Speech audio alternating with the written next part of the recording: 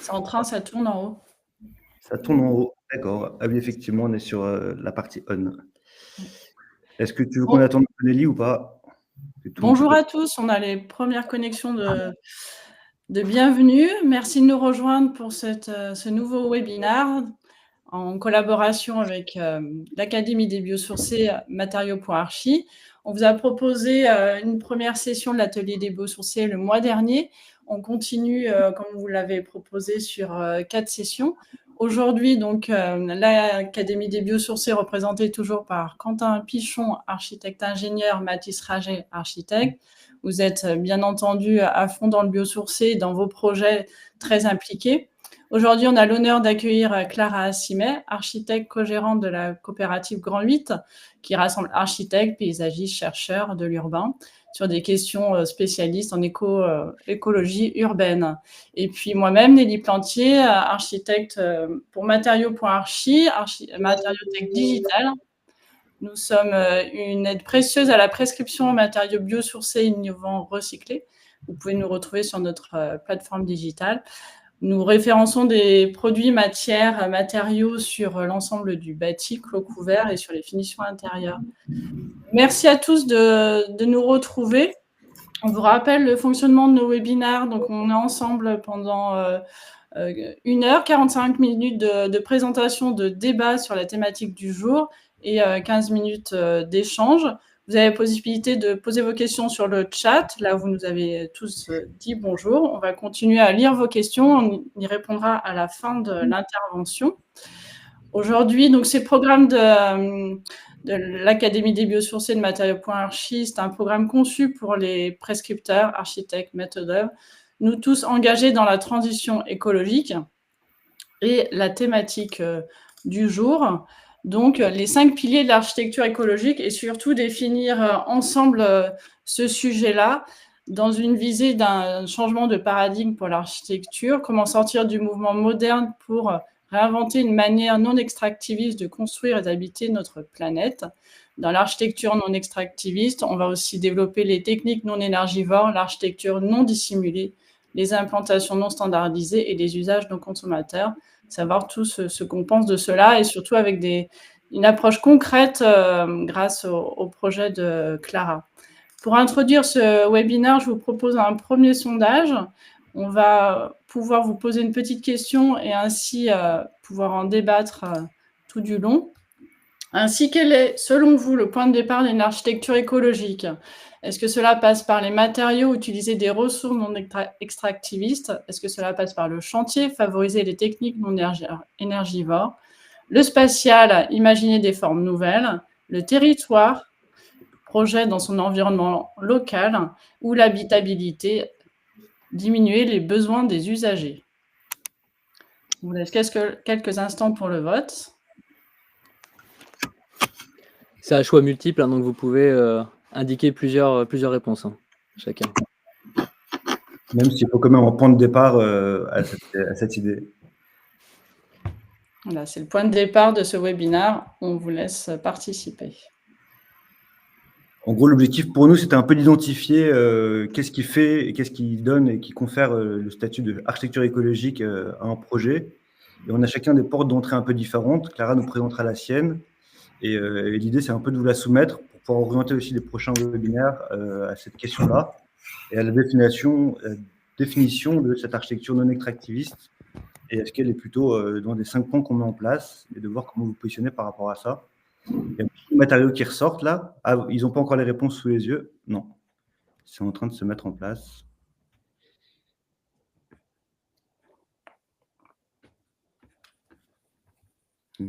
En effet, la matérialité est mise en avant et l'ancrage au territoire. Donc, c'est aussi trouver les matériaux plus proches des projets, souvent.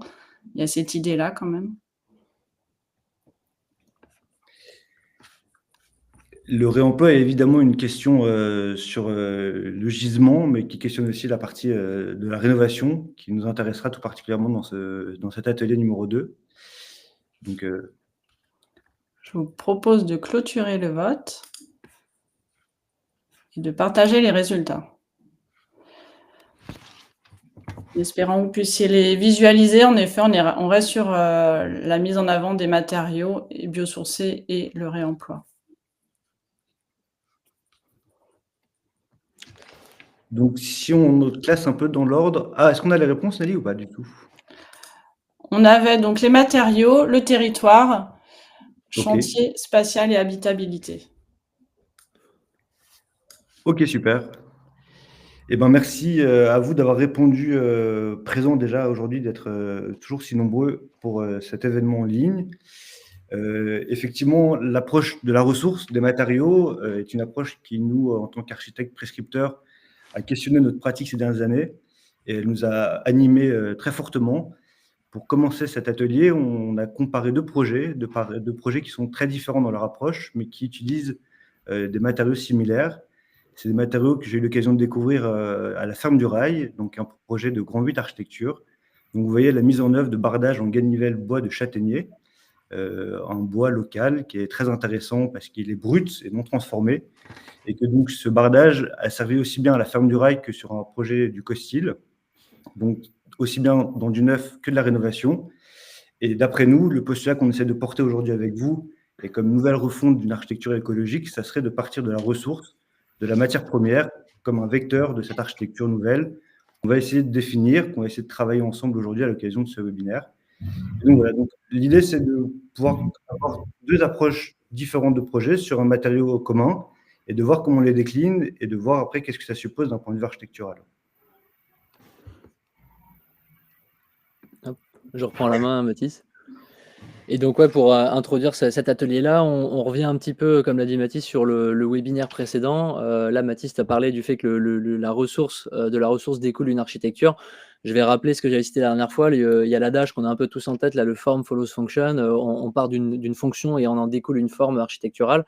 Eh bien, nous, on réinsiste sur le fait qu'en plus de ça, il y a un prisme hyper important qui est la ressource, et de la ressource littéralement, qu'elle soit paille, bois, l'architecture qu'on voit qui transparaît sur les façades avec le châtaignier, et ça peut être la même chose pour le chanvre, la terre, etc. Il y a réellement une architecture qui découle de la ressource et qui rend possible cette architecture, qui la manifeste. En tout cas, un des éléments, à mon sens, parce que je prêche pour ma paroisse, les plus importants, c'est l'architecte, c'est le maître d'œuvre, c'est le prescripteur, c'est la prescription.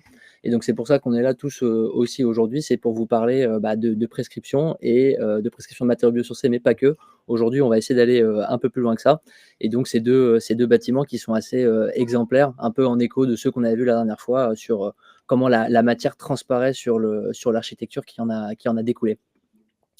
Maintenant qu'on a dit ça, comment on partage, comment on transmet? La dernière fois, on avait parlé de notion de reproductibilité, et donc c'est pour ça que le premier atelier, on l'avait animé, juste Mathis et moi, et on s'est dit pour les suivants, on fait intervenir, des professionnels, d'autres personnes, qui sont, sachants, sachantes, en l'occurrence pour Clara, qui ont déjà mis en œuvre, qui ont pratiqué, et qui ont surtout du retour d'expérience hyper concret et très, très technique. On va le voir, au travers de ce webinaire. Et donc là, c'est un peu l'idée d'aujourd'hui, c'est d'identifier les contraintes sur un ou deux projets bien précis, mais qui brassent un petit peu des thématiques communes à tout un tas de matériaux, qu'on soit en réemploi, qu'on soit en biosourcé, en neuf, et on va voir aussi en rénovation. Et donc Mathis, je te laisse la main pour passer plus dans le concret. Ok, donc effectivement, je vais introduire moi l'activité de Clara au sein de Grand 8 Architecture, et notamment à travers ce premier projet qui nous a semblé un peu spécifique et qu'on a voulu mettre en avant, qui est la Ferme du Rail. C'est un projet qui porte de grandes ambitions et de grandes intentions sur notamment l'emploi des ressources premières. Les biosourcés, on y retrouve du bois, une ossature bois, de la paille, un remplissage paille dans les caissons sur site, la laine de coton recyclée dans les cloisons, beaucoup de réemploi sur des pavés de bois, sur des faïences, sur de la pierre sèche, des techniques assez innovantes sur l'ossature bois préfabriqué et du remplissage paille sur site. Un programme de la Ferme du Rail qui est un programme multiple, avec d'un côté un équipement de quartier qui permet de recevoir du public et de faire de la sensibilisation sur l'agriculture urbaine, et de l'autre côté des logements qui permettent d'accueillir différents publics. La Ferme du Rail, c'est aussi l'occasion de travailler sur l'approche bioclimatique, de la gestion des eaux pluviales, des consommations réduites, des pare-soleil, et une maintenance dans le temps qui sera par les usagers, et donc une résilience de l'architecture qui nous semble très pertinente. Et surtout, avant tout, et Clara nous le racontera, une vocation sociale de ce projet sur l'insertion des entreprises, l'insertion des usagers, un projet qui se veut inclusif et qui sensibilise les riverains et le public à une nouvelle forme d'architecture. Donc ce projet, évidemment, il va poser la question de la reproductibilité. Est-ce que c'est un projet d'une niche qui sera seul dans son coin, ou est-ce qu'il va pouvoir construire ensemble aujourd'hui une espèce de démarche de projet? Et ça, c'est notamment par les porteurs de ce projet, donc, qui sont Grand 8 Architecture, et donc Clara qui nous fait le plaisir d'être présente aujourd'hui avec nous. Clara, c'est qui? Clara, c'est une architecte brillante qui a fait et cofondé la coopérative d'architecture Grand 8 à Paris 19e et qui est spécialisée dans l'éco-construction et les projets à impact social. Et voilà. La présentation aujourd'hui, elle va graviter autour de 2 projets de référence. Le premier, c'est de la construction neuve qui se veut la ferme du rail. Et le deuxième, c'est un peu son contre-projet qui est une rénovation qui s'appelle la Maison des Canaux. Et c'est un pavillon, c'est un projet qui porte une vocation d'économie sociale et solidaire à Paris 19e. Il y a une approche écologique de sociologie urbaine qui est aussi très forte au fil de ces 2 projets. Et il y a un vrai engagement écologique et militant au sens de l'utilité sociale qui s'inscrit pleinement dans le champ de l'économie sociale et solidaire. Clara, c'est elle qui sera présente avec nous, mais il ne faut pas oublier aussi Marine et Julia qui sont aux manettes de Grand 8 Architecture, et aussi tous les acteurs qui vont nous présenter au fur et à mesure du projet, parce qu'on se rend compte qu'un projet de ce type-là, c'est beaucoup de réseaux solidaires, militants, qui travaillent au quotidien pour mener à bien ces projets. Et donc après cette introduction, on va arriver sur le concret. Donc l'objectif dans le temps qui nous reste, ça va être d'aborder ces 5 piliers de l'architecture écologique qu'on va aborder là tout de suite ensemble au travers de questions par l'intermédiaire de notre invité. Donc on s'est dit qu'on allait faire ce format-là, c'est qu'on allait littéralement poser la question, mettre Clara face à un des piliers qu'on a identifié et la questionner un petit peu, la challenger pour voir comment son architecture et son travail s'inscrit dans les différents piliers qu'on va pouvoir évoquer tous ensemble. Et donc, Mathis, Clara, je vous laisse la parole pour introduire le début de tous ces piliers. Merci Quentin. Donc j'ai le plaisir d'inaugurer cet atelier avec Clara. Clara, je vais te laisser la parole pour présenter un tout petit peu ce que c'est Grand 8, ce que vous y faites au quotidien et un peu votre périmètre d'action. Eh bien, bonjour à tous. Je suis ravie de participer à ce webinaire, partager un petit peu notre pratique.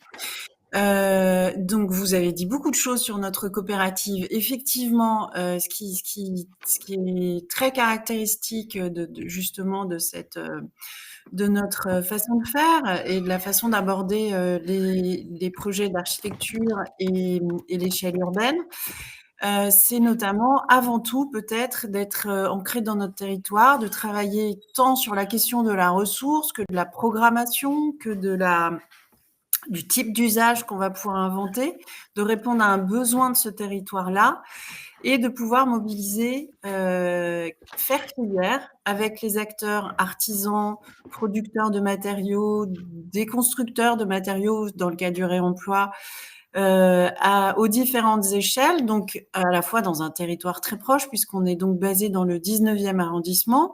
On a eu l'opportunité de faire plusieurs projets de tiers-lieux solidaires et de lieux plus simples d'intervention autour du bassin de la Villette, du canal de l'Ourcq. Mais quand il s'agit bien entendu des biosourcés, on étend le territoire de cueillette jusqu'à l'ensemble de la région Île-de-France et parfois un petit peu au-delà. Cette notion de rapport au territoire et de territoire ressources, elle s'étend, y compris aussi sur la question des compétences. Vous le verrez qu'on peut aller chercher ponctuellement également un peu plus loin. Mais l'idée, c'est quand même de faire avec ceux qui sont là.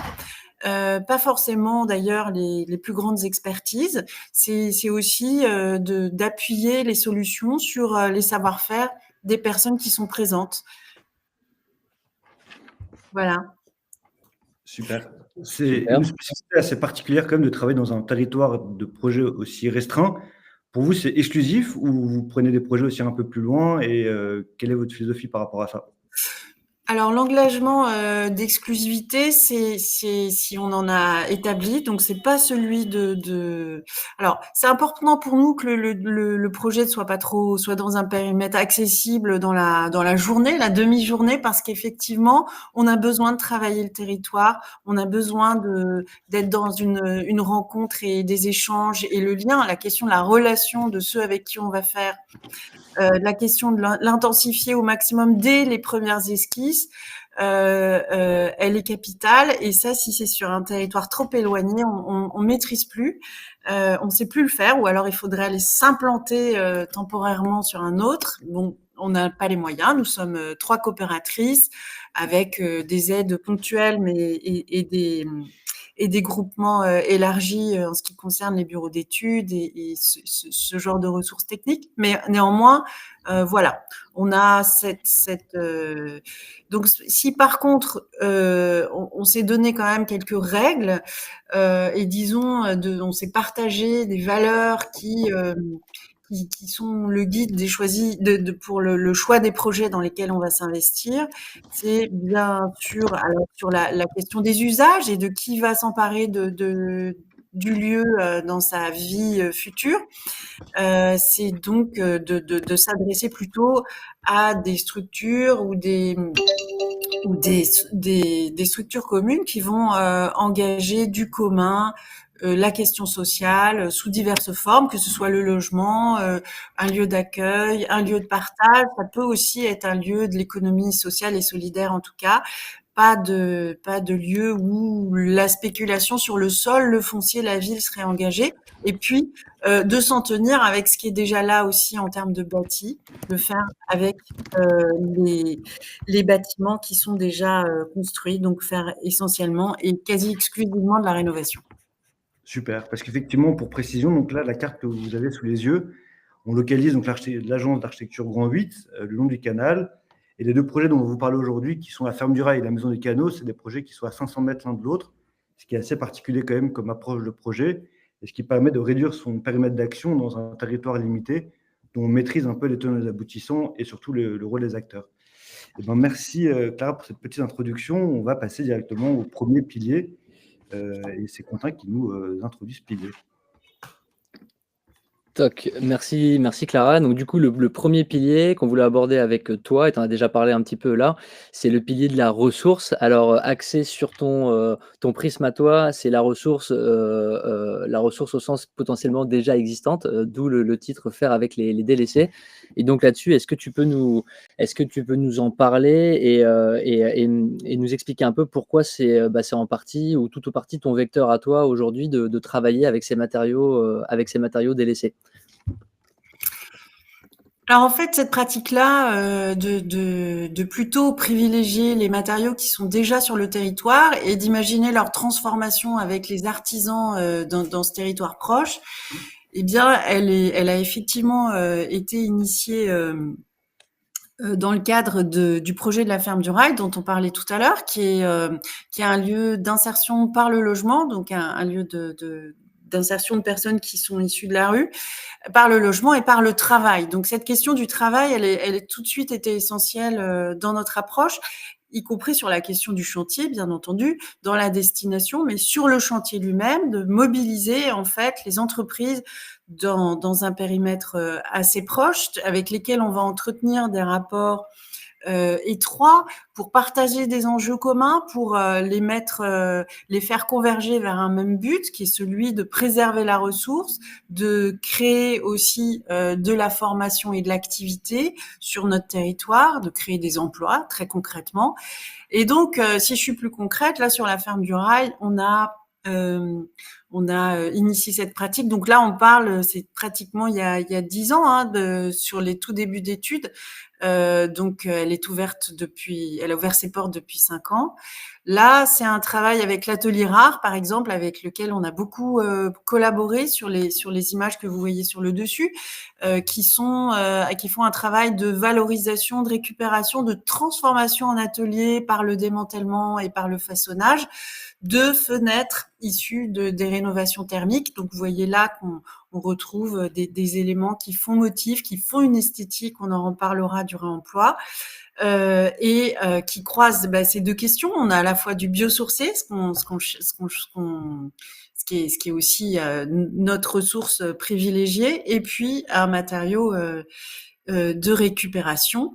Et puis là aussi, qui rejoint toujours, on vient croiser la question sociale et la question de la ressource.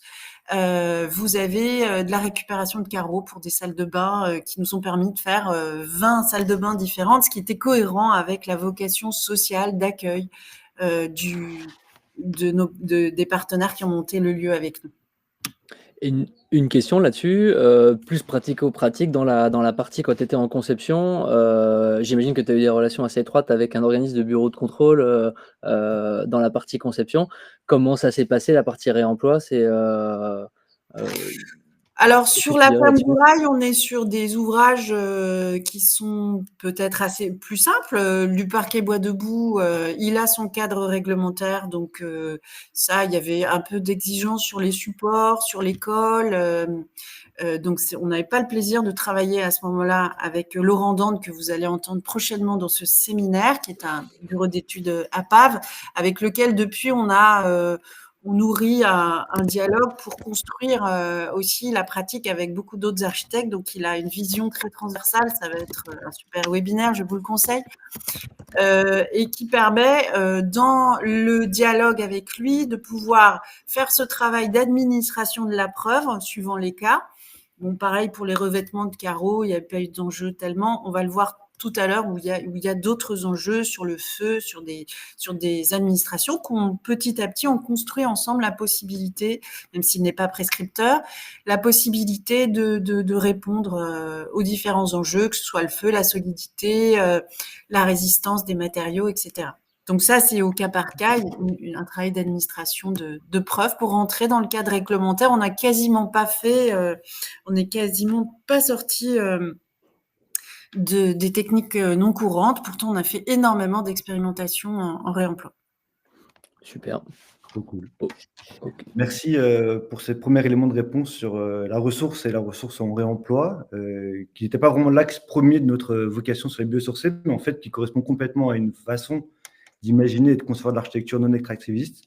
Donc c'est super. Une fois qu'on questionne le réemploi, ce qu'on va mettre en lumière, c'est avant tout la main-d'œuvre, les savoir-faire qui va transformer, parce que finalement on récupère de la ressource, mais ce qui va bien être le levier de tout ça, c'est là où on le voit, quelqu'un qui va mettre en œuvre une calade de pierres sèches. C'est donc de revaloriser la question des artisans sur les chantiers et de pouvoir transformer localement cette matière. Est-ce que tu peux nous raconter un peu ton expérience par rapport à cette technique du réemploi à travers des chantiers que tu as pu éprouver? Alors donc là, c'est une série d'opportunités, comme dans tous les projets. Pourquoi on choisit une ressource? Pourquoi? Eh bien, c'est pour répondre avant tout à un bien-être, un usage des futurs occupants. Il se trouvait que là, c'était le projet donc de la Maison des Canaux, dont on va parler davantage, qui est une commande de la ville de Paris pour la restauration de l'ancien siège du gestionnaire du port des canaux qui était donc à Stalingrad. Et il se trouve que la ville de Paris, nous avons pu, dans le dialogue avec eux, en essayant d'identifier leurs rebuts, c'est une grosse machine, la ville de Paris, évidemment, la métropole, elle a sur sa plateforme, puisqu'elle rénove sans arrêt des espaces publics, elle a des retours de chantier, des rebuts de chantier qu'elle a la bonne idée de ne pas jeter, et du coup qui sont stockés et qui sont des petits retours de chantier hétérogènes. Et il se trouve qu'on était en dialogue depuis un bon moment avec Yvan Delahaye, qui était murailler pierre sèche en Ardèche, sur la possibilité de pouvoir valoriser des matériaux. On pensait plutôt au savoir-faire, mais là, l'opportunité, c'était de remployer cette matière hétérogène. Et il se trouve que la technique de la pierre sèche, c'est justement ce qu'elle sait faire, c'est ce travail d'adaptabilité pour créer des ouvrages robustes avec la matière qu'on va trouver dans les champs. Donc, elle est taillée pour l'hétérogénéité, j'ai envie de dire. Et justement, elle trouve justement beaucoup plus de robustesse, de force et finalement, quelque part, de performance plus le matériau est non régulier, non standardisé, plus il gagne en force. Et donc, c'était tout à fait adapté. Et puis, on l'a associé, donc, Yvan, à l'entreprise Travail et Vie, qui est le gestionnaire maraîcher de la ferme, mais qui a aussi une branche dans le bâtiment et qui a pu former les équipes. Donc là, on voit les premières expériences qu'on avait fait à gauche sur des murs de soutènement. Et là, vous voyez qu'il y a un peu de ciment. C'était nos premiers essais. Et c'est bien de s'essayer à des pratiques de récup et puis finalement d'aller plus loin dans l'idée. On voulait de la pierre sèche pour la maison des canaux sur l'exemple de droite parce qu'on avait aussi en déconstruction des matériaux qu'on devrait absorber. Et donc, ils ont plutôt servi au soubassement de tous ces murets, ces calades, qui sont un ouvrage important. Et on a pu faire un travail du bon matériau, au bon endroit, donc choisir chacun des formats pour pouvoir faire le travail de piétement du mur qui est approprié au couronnement ou alors venir trouver sa place dans ce qu'on appelle la rivière de la Calaque, qui est l'endroit de cheminement, et puis trouver d'autres pierres. Voilà. Et donc, de venir comme ça cueillir avec Yvan Delay, qui était le murailler pierre sèche, et pouvoir mettre en place un chantier participatif, mais aussi un chantier d'insertion, qui vient donc créer ce mur poids qui vient tenir l'ensemble de la charpente sur un site sur lequel on n'a pas pu faire de fondation, donc il y avait aussi une vocation très technique en réponse. Voilà. Super. Super, bah ouais. On passe au pilier numéro 3, Mathis. Allez, je t'en prie. Donc le pilier numéro 3 sur l'espace. Alors là, on voulait te poser des questions, enfin une question à aborder avec toi, ce pilier numéro 3, c'était surtout sur l'angle en rénovation, puisque c'est le cas de ce projet, la Maison des Canaux, de la lisibilité pardon, des éléments techniques, des éléments de structure dans l'architecture. Moi, je reviens un peu encore une fois en arrière sur mes études. Un des grands noms de l'architecture qu'on nous a enseigné à l'école, c'était Mies van der Rohe. Il y a ce bâtiment qu'il a fait, la Villa Farmsworth, là, qui est très connu, où moi, ça m'avait marqué, il fallait aucun élément de structure visible à l'intérieur. C'est vraiment un plan le plus libre possible. On sort les poteaux, on sort les poutres, tout ce qui est structurel est masqué ou effacé ou sorti du bâtiment. Et je me suis rendu compte dans ma pratique qu'en fait, avec les biosourcés, c'est un peu le contraire qu'on fait. On cherche plutôt à laisser s'exprimer les matériaux parce qu'ils vont avoir une architecture, une esthétique, un ressenti particulier. Et je voulais avoir ton avis là-dessus. Comment, sur ce projet-là, dans le cadre de la rénovation, tu peux, ce sera notre pilier numéro 3, laisser s'exprimer des matériaux et comment ils servent au final ton architecture. Alors, il n'y a pas de cas standard et le principe, c'est d'être complètement adaptable selon le bâtiment dont on va hériter, le contexte, les personnes en présence et la gouvernance qui va se créer autour du projet. Là, en l'occurrence, quels étaient nos enjeux sur la question de la rénovation? Si je prends cet exemple-là, dans le 19e arrondissement, il y a peu de patrimoine finalement. Et donc, cette maison qui n'est pas classée, constitue un de ces patrimoines. Il était donc inenvisageable de faire de l'isolation par l'extérieur. Et donc, le parti était immédiatement de travailler l'ITI. On a travaillé avec Switch, qui est un bureau d'études énergie qui a conçu avec nous donc la stratégie thermique bioclimatique de l'ensemble du bâtiment. Et on a, vous allez le voir, envisagé deux stratégies différentes, aussi parce que là, il s'agissait d'un démonstrateur de la ville de Paris sur toutes ces questions de réemploi et de rapport à la ressource, qui nous avait donné finalement comme cahier des charges la ville. Et c'est important aussi que donc il y ait un engagement fort du politique, des structures et des collectivités sur ces questions-là. Ça donne une force incroyable au projet. Et en l'occurrence, le cahier des charges de la ville, c'était sur la question de la ressource, j'y reviens quand même, c'était en toute priorité de conserver ce qui était conservable tout en répondant bien entendu au bien-être et au confort et au cahier des charges d'usage. Il fallait lourdement transformer la maison pour accueillir les futurs usages dedans. conserver d'abord. Si on ne trouvait pas la solution par la conservation, remployer in situ des matériaux. Si toujours ça ne répondait pas aux besoins, remployer des matériaux issus d'autres chantiers et adosser la logistique qui va avec. Et si toujours on n'y répondait pas, aller vers le biosourcé, qui est un choix évidemment de grande qualité, mais qui malgré tout, on peut le considérer ainsi, reste un acte relativement, bien entendu, il peut être plus ou moins raisonné et en accord avec les milieux, mais relativement de prélèvement dans la nature d'un matériau. Et donc là, pour éviter cette case-là, le fait voilà, donc biosourcé et puis enfin recycler et puis le neuf en dernier recours, et il y en a eu évidemment, même si on a des taux de réemploi qui sont énormes sur cette maison. Et donc c'était bien plus ça, cette stratégie. Si je reviens sur ta question, le fait donc on crée une enveloppe intérieure, on vient isoler. Là, c'est les choix qui ont été faits pour le premier étage. On a récupéré de la laine minérale. Et là, dans les arbitrages, ça veut dire je ne fais pas le choix du biosourcé qui amène une qualité quant à la santé de celui qui va poser et à la qualité de perspirance du mur, de respiration du mur.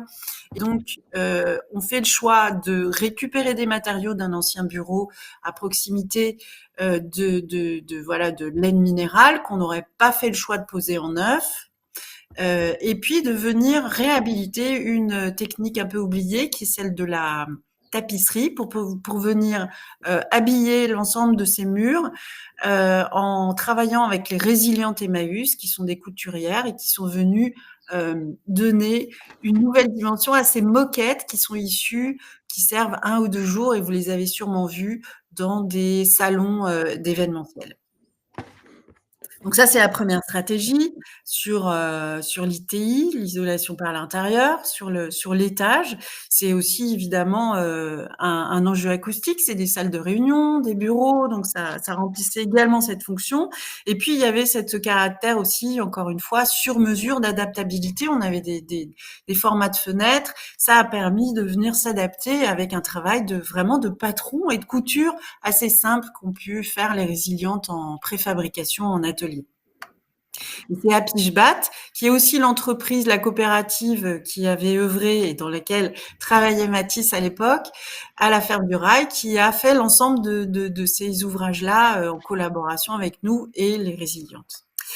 Autre stratégie, toujours mise en œuvre par Apishbat, là, c'est plutôt le choix d'avoir fait un essai au feu avec la ville de Paris, qui est donc un gros prescripteur, et qui a pu financer cet essai au feu pour faire une paroi parisienne totalement bio, géosourcée, localement, et qui ne ferait pas appel à des produits industriels, qui ferait appel à la main-d'œuvre locale en essayant d'imaginer des filières qui seraient assez robustes, y compris aussi en cas de rupture de fourniture de matériaux, qui sont plus des scénarios quand même totalement fictifs.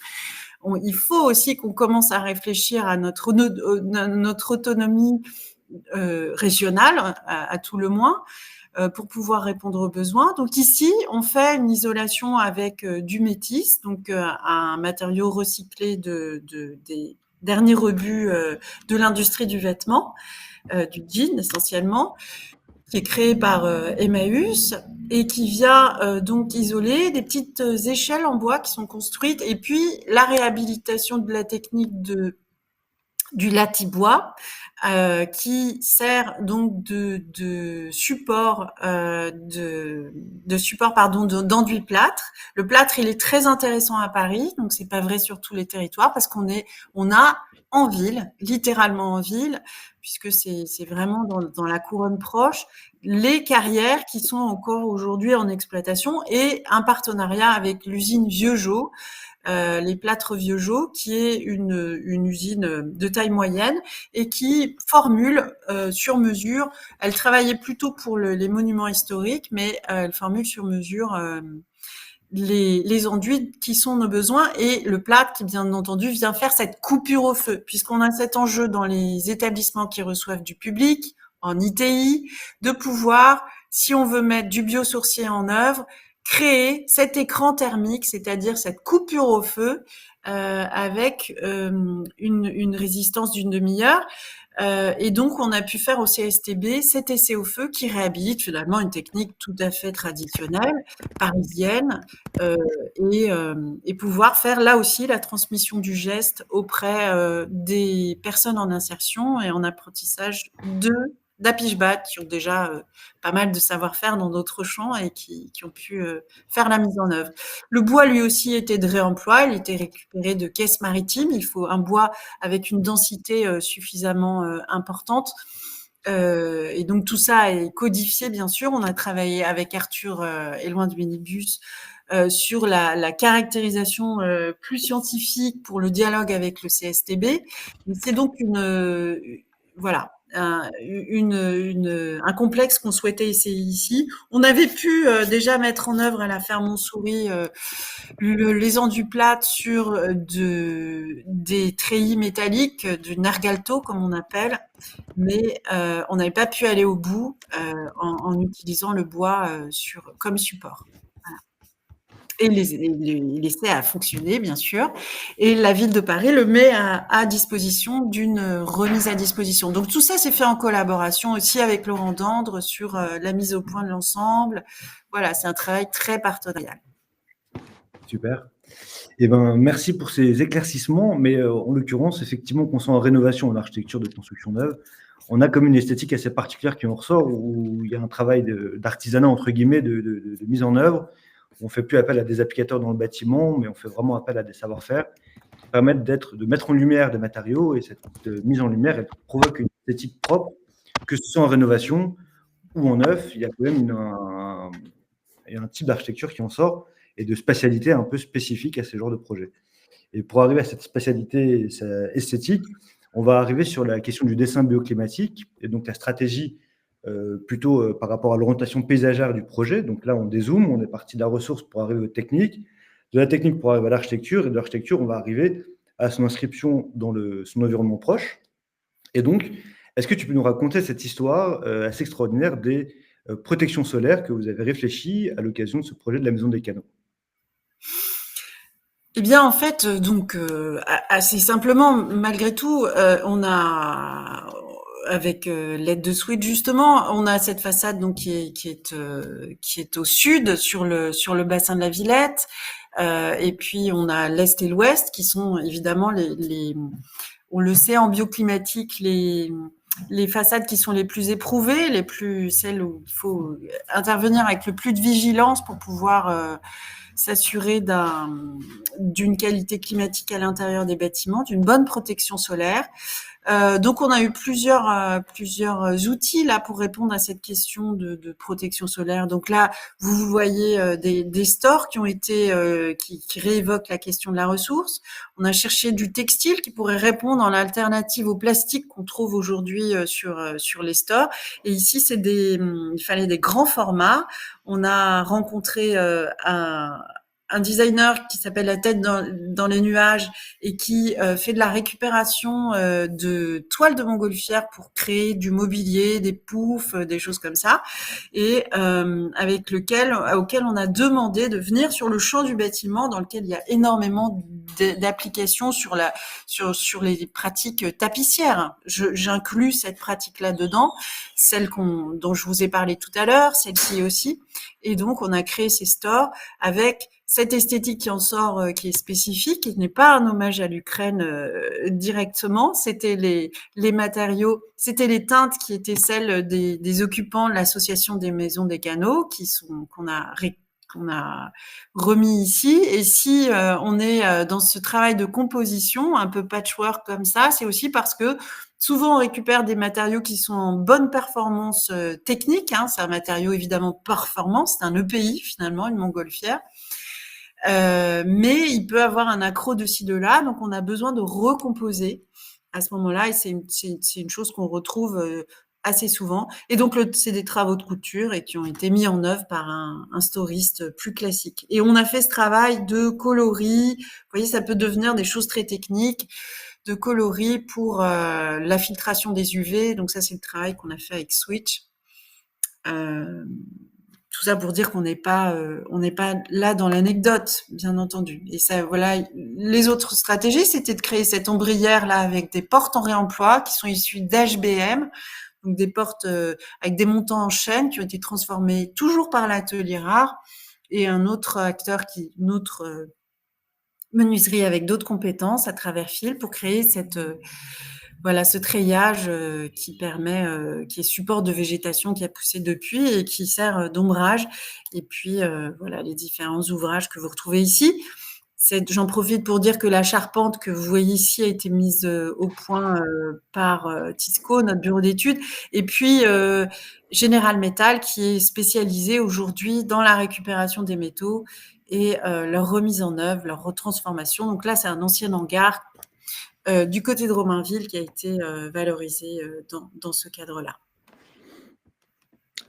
Waouh! Et ben je partage les commentaires rapidement. Je résume les derniers commentaires du chat. Et puis moi aussi, hein, c'est mon commentaire aussi. C'est assez impressionnant et tout le monde parle de beaucoup d'ingéniosité et que le retour d'expérience est assez précieux. Et je suis assez d'accord. C'est assez impressionnant ce que vous avez réussi à mettre en place sur ce sujet-là, sur ce projet.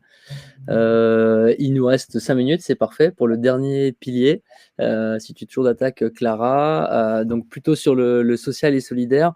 Alors le pilier là sur lequel on a voulu t'interroger par rapport au projet qu'on a présenté un peu plus haut, c'était sur l'organisation de ces projets-là. Moi, ce que j'ai remarqué, c'est que tu essayes d'associer des personnes, enfin beaucoup de monde, en équipe de maîtrise d'œuvre, mais aussi à l'extérieur, dans une dynamique assez collective, dès le début du projet, même tout au long du projet. Je sais que c'est assez chronophage de faire ça, mais que c'est hyper riche d'un autre côté. Est-ce que tu peux, ça sera un peu notre 5e pilier sur l'aspect réhabilitation et changement d'usage, etc., d'un bâtiment et équipe et tout ce que ça sous-entend autour. Est-ce que tu peux nous en parler un peu plus, conclure sur ce focus-là, s'il te plaît? Avec grand plaisir, effectivement, c'est un pilier fondamental. Je disais tout à l'heure sur justement la question de gouvernance, que ce soit à l'échelle du projet, et là en l'occurrence, si on a pu aller aussi loin dans tous ces sujets, c'est que la maîtrise d'ouvrage était volontaire sur les sujets. Elle a pu, bon, c'est vrai qu'on l'a aussi embarquée, mais néanmoins, elle était volontaire et partisane. Ça veut dire aussi qu'elle était aussi allée chercher dans ces gisements les matériaux qui pourraient servir. Et donc, il y a une notion de collaboration collective autour des enjeux qui est très importante. Là, l'image qu'on voit, c'est un apéro qu'on tient régulièrement à Paris, qui s'appelle l'apéro Bois Terre Paille, BTP, et qui est des rencontres de tous ceux qui œuvrent à l'échelle francilienne sur que ce soit la terre crue. Donc il y a plusieurs collectifs qui viennent se rejoindre et partager ensemble un moment de convivialité et qui est à l'image des échanges intenses qui se font entre tous ces acteurs-là, de savoir-faire, de bons conseils, d'élaboration aussi de toutes les règles pro. Là, en ce moment, par exemple, le réseau Terre, mais à une échelle nationale, est très actif, Terre Crue, sur tous les travaux de qualification qui ont été déjà faits pour la paille, mais qui permettent les différentes mises en œuvre dans un cadre réglementaire bordé des applications en terre crue et des essais au feu, notamment certains qui se sont bien passés récemment. Donc cette question-là, elle est vraiment fondamentale, et j'ai envie d'aller un peu à contresens de cette idée de dire que c'est très chronophage. C'est aussi un gain de temps finalement, puisque c'est un partage des responsabilités, de la recherche de matériaux, de la valorisation. La création de filières, ça veut dire que c'est aussi des matériaux qui sont plus disponibles. C'est aussi participer tous ensemble à la formation d'artisans qui seront capables de mettre en œuvre et qui du coup seront opérationnels au moment venu. C'est pas tout réinventer tout le temps. Donc c'est aussi ça qui est très soutenant dans la pratique et qui sont des moments de commun qu'on crée ensemble pour pouvoir faciliter toutes ces mises en œuvre. Et c'est beaucoup plus simple comme ça. Enfin, ça simplifie énormément et ça la renforce et ça la rend surtout très joyeuse. Génial. Et bah écoute, 12h59, moi je trouve ça parfait pour ce dernier point, pour ce pilier numéro 5. Je vais, Mathis, si tu es OK, récapituler les 5 piliers qu'on a abordés avec Clara, enfin sous le prisme Clara, on va dire, parce qu'à chaque pilier, en fait, on pourrait le développer de manière différente. Mais en gros, on a commencé par le gisement. Ici, c'était le réemploi au niveau de la ressource. Comment mettre l'humain dans les projets. Donc là, c'est plutôt les techniques artisanales où on a vu avec la technique de la pierre sèche où c'est vraiment des personnes littéralement et pas des matériaux industriels qu'on amène. Donc c'est un autre prisme de prescription. La rénovation, comment composer avec l'existant, avec la maison des canaux. Le contexte, le bioclimatisme avec ce superbe travail là, de couture et de voile d'ombrage extérieur ramené sur les façades. Et enfin, ce qu'on vient de voir à l'instant sur la partie usage et réhabilitation, intelligence collective. Voilà pour conclure sur ces 5 piliers. Nelly, avant qu'on reprenne la parole avec Mathis, tu voulais faire je te donne la parole pour la slide suivante. Oui, un aparté, effectivement. Merci beaucoup pour cette inscription dans l'architecture de réemploi, surtout. C'est vrai que ça nous a mené à nous poser la question sur les gisements, où trouver la matière et les matériaux.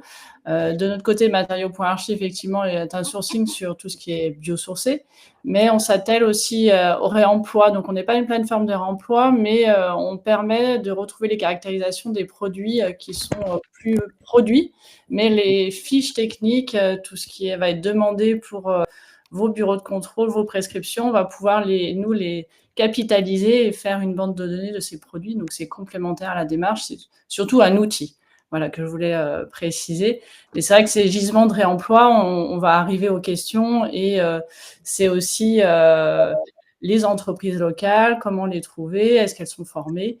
On peut peut-être enchaîner sur ces premières questions de réemploi.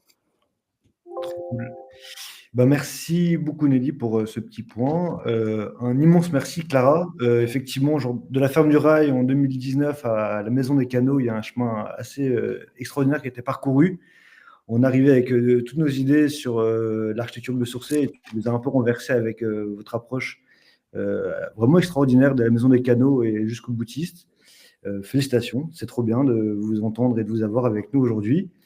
On se retrouve, nous, le 22 mai prochain avec Philippe Madec avec l'Académie des biosourcés à travers ses ateliers.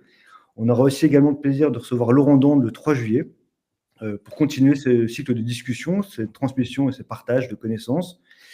L'objectif, quand même, pour nous, c'est de pouvoir, au fur et à mesure, monter en compétences les uns les autres sur ces thématiques qui nous sont chères. Donc, à chaque atelier, on va correspondre une thématique assez propre. Évidemment, on n'a pas le temps en 45 minutes de tout brosser, on est déjà un peu en retard, donc on essaie d'aller au plus vite et au plus précis. On se permet de vous poser une dernière petite question pour préparer le prochain de 22 mai avec Philippe Madec. Ça serait une question sur comment rendre plus accessibles les matériaux biosourcés. Et je crois que Nelly, ça s'est coupé de mon côté en tout cas. Ouais, on va lancer, excuse-moi, voilà, la question, vas-y, je te laisse. Donc voilà, donc l'idée c'était de pouvoir se poser la question et de poser la question à Philippe Madec, comment rendre plus accessible les biosourcés, notamment dans la question des coûts. Aujourd'hui, c'est vraiment un grand frein.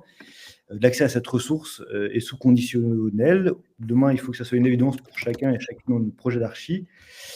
Et donc, on voulait savoir et vous le solliciter sur quelles sont les thématiques à travailler pour ce prochain atelier dans un mois. Et voilà, quels sont vos freins identifiés, quoi.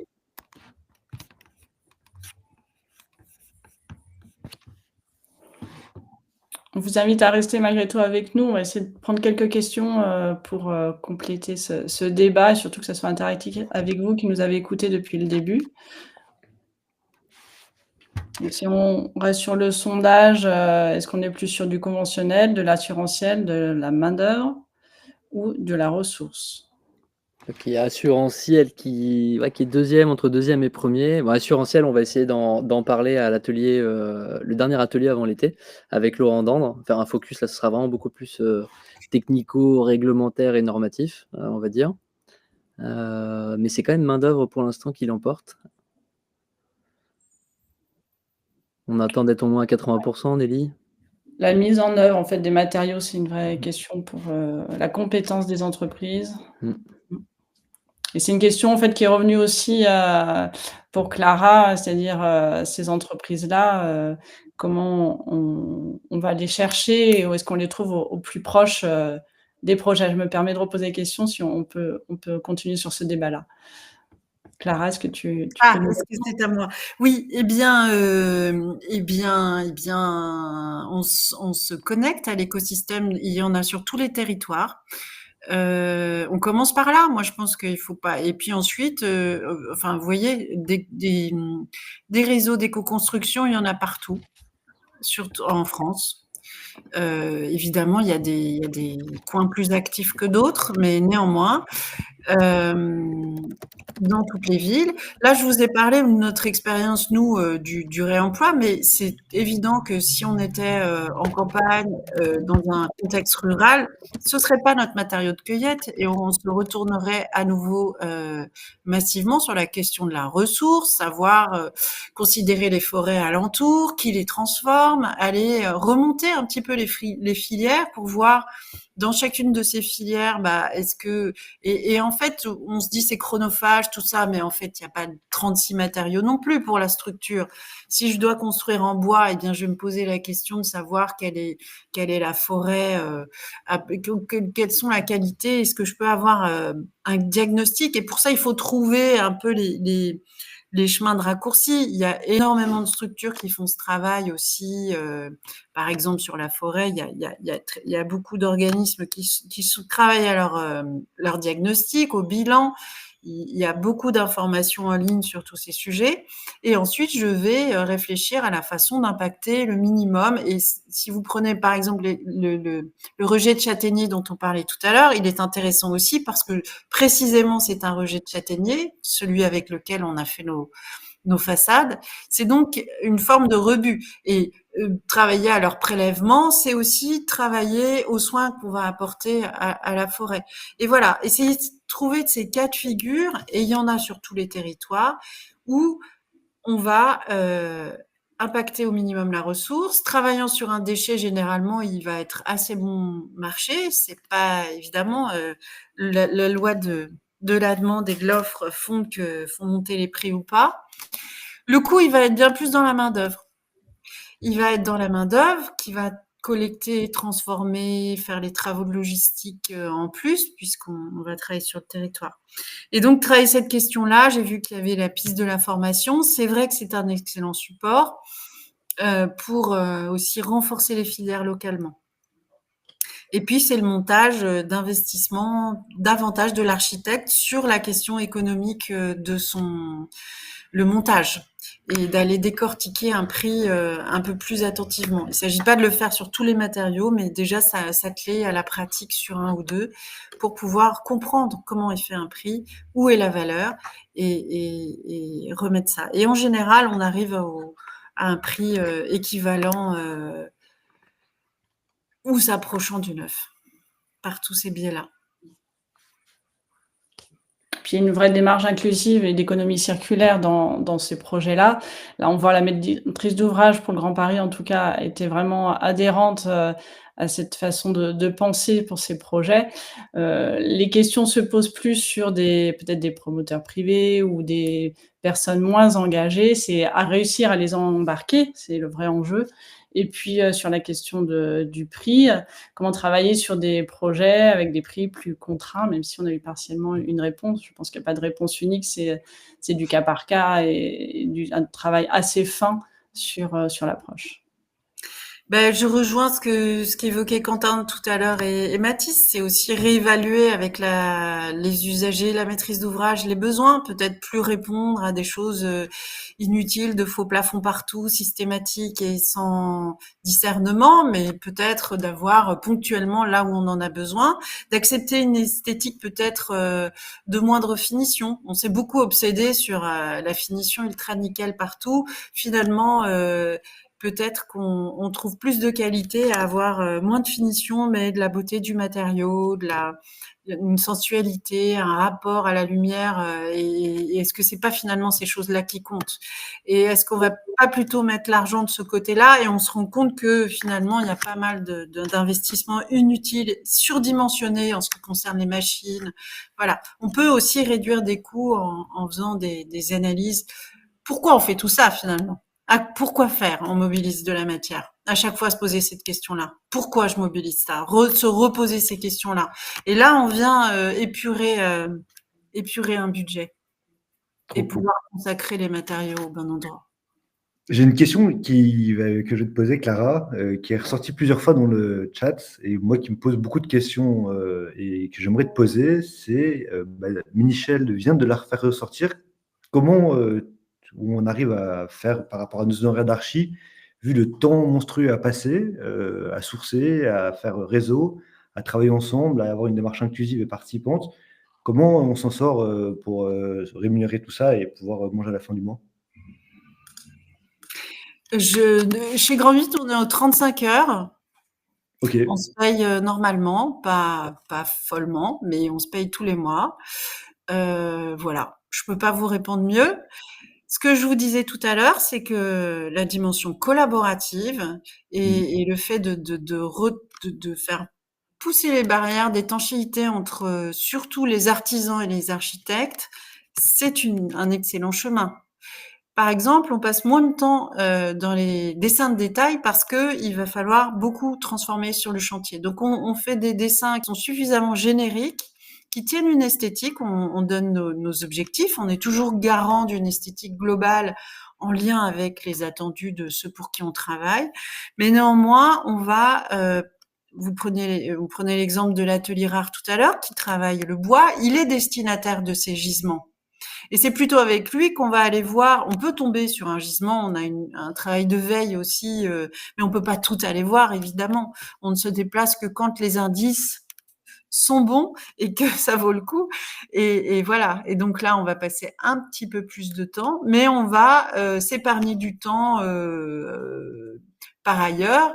On va garantir une disponibilité, parce que paradoxalement, il y a une robustesse de la disponibilité de ces matériaux.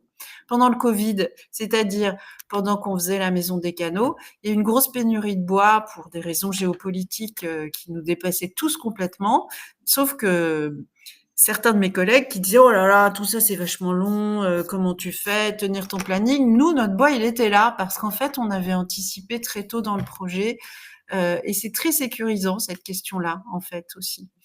En intégrant la question de la logistique, c'est des changements de paramètres, mais c'est pas plus chronophage.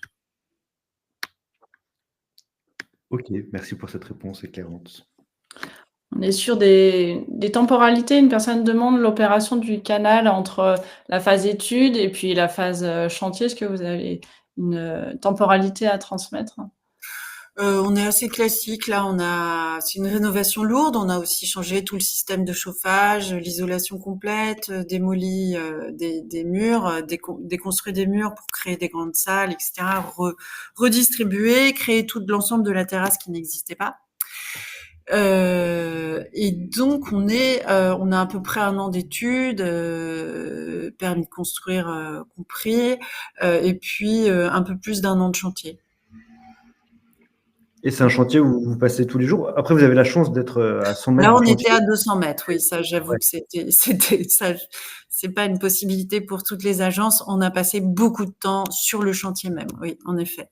Mais c'est aussi parce que les filières sont en train de se structurer et donc on en a activé pas mal. Vous voyez que les résilientes Emmaüs qui sont couturières, elles ont jamais travaillé dans le bâtiment. On leur demande de venir sur la question. Elles faisaient du petit, soit du petit mobilier, soit des vêtements, etc., pour repimper les déchets des ressourceries Emmaüs. Et donc, on leur propose de venir sur du doublage intérieur, donc c'est d'autres échelles, etc. Donc, c'est un temps d'adaptation. Mais voilà. Donc, ça c'est sûr qu'il y avait 43 personnes, 43 structures impliquées sur la maison des canaux.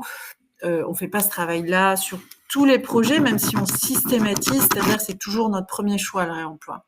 Mais disons qu'on a établi avec le temps, et en très peu de temps finalement, si on y regarde bien, parce que entre le moment où on commence la pratique du réemploi à la ferme du Rail, on peut dire en 8 ans, on a créé un réseau robuste avec des structures qui ouvrent, qui ferment, mais néanmoins, on sait maintenant où aller chercher la matière, par qui, par quel intermédiaire. Donc la question de la personne, elle est fondamentale. Et puis là, tout ça va se structurer de plus en plus, et notamment au travers de plateformes plus spécialisées. Moi, je crois beaucoup à ça. On va trouver du métal sur tel, du bois sur tel, et puis ce sera numérisé, ce sera facile, ça va être de plus en plus facilité, c'est sûr. Puis il y a un vrai enjeu de qualité, moi je trouve, entre votre proximité au projet, même pour le maître d'ouvrage, c'est un vrai gage de qualité, et c'est avec que vous étiez vraiment à côté. Je pense que c'est pas du temps plein, mais quasi, je pense, entre vous trois puis les collaborateurs de l'agence. Non, c'était moi qui étais consacrée là au chantier. J'ai eu des coups de main, mais non, j'étais pas.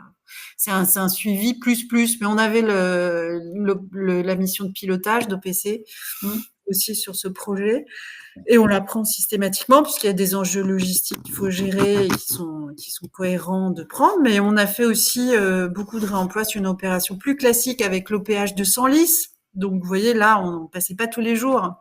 Et loin de là, c'était des réunions hebdomadaires, voire un peu plus intenses à certains moments, et ça s'est fait aussi, dans un autre contexte, une autre configuration, mais c'était possible. Eh bien, félicitations en tout cas, puis merci beaucoup pour ce partage de compétences qui a été très apprécié par tout le public. Merci à vous tous de nous Merci avoir à vous. écoutés. Quentin, Mathis, je vous laisse le mot de la fin, puis on se retrouve tous bientôt. Bonne journée. Au revoir. Mathis, vas-y, c'était toi le mot de la fin? Alors, le mot de la fin, merci Clara d'avoir répondu présente à cette invitation. On est trop contents, on a appris plein de choses et c'est chouette, ça inaugure plein de beaux échanges par la suite.